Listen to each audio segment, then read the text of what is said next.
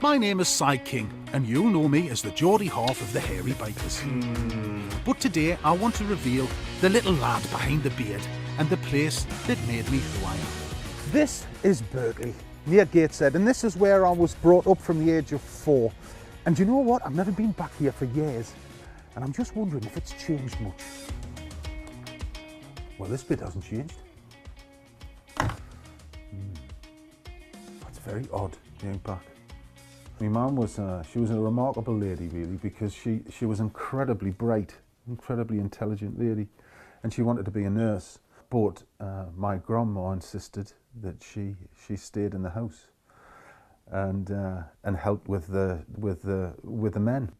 And Dad, he was in the Royal Navy in the minesweepers on the Russian convoys in the Second World War. And then he joined the merchant service. They travelled around the world, brought back some fantastic ingredients that we all started to cook with, even in the 50s. It was remarkable. So that was where my love of food was born, and now I'm back in our old kitchen to cook a childhood favourite from my mum's recipe book. So this is what I'm going to make today. This is one of Mum's recipes. It's chuck steak stew with herb dumplings. She was a fantastic cook on a budget, but there was always a twist because she absolutely adored spice. We used to spend quite a lot of time together in the kitchen. It was our way of kind of connecting.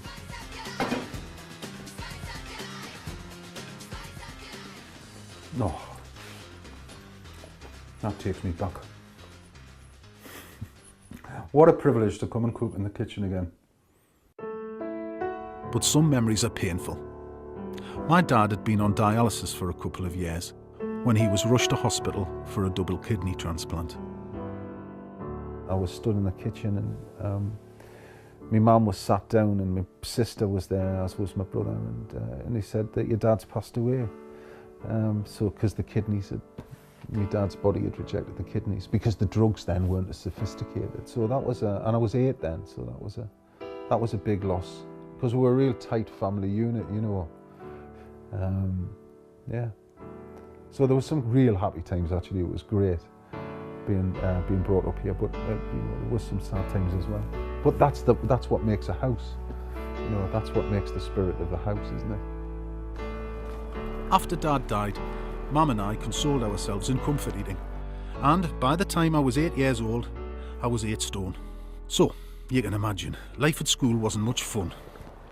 I was a bit of a fat lad, so like in any school environment, if you had a little point of difference, you got picked on. So Mum and I thought we'd better pull ourselves together, you know, because so we thought we'd go on a diet. So by the time I got to the secondary school, I was a lot thinner. Now, aside from food, music was a big passion of mine, and at 18 I joined a band as a drummer. Today I'm meeting up with my old friend and bandmate Kev to talk about those good old days. Yeah, Kev, can you remember our look at the time? I remember your look, the long blonde hair and the bandana and the pair of ripped jeans you used to always have on. I haven't changed it that much, to be honest. Yeah, I always thought, you know, that look would work because, like, I thought, you know, it might help with the girls looking like a bit rough. It didn't, though, did it, really? No. How are you then, Si? Shall we have a jam for old time's sake? I think we should.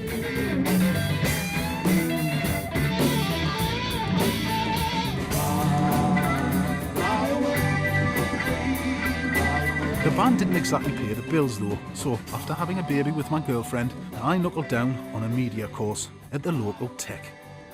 One day on the wall of the tech, I noticed that there was an advertisement for a new children's drama series, and they wanted runners, and I got the job. And it turned out to be here, like a Grove. Who'd have thought it, eh? Working behind the scenes on Biker Grove was the start of a film and TV career that would eventually take me around the world with my mate Dave as a hairy biker. But no matter where I roam, I'll always be a Geordie boy at heart.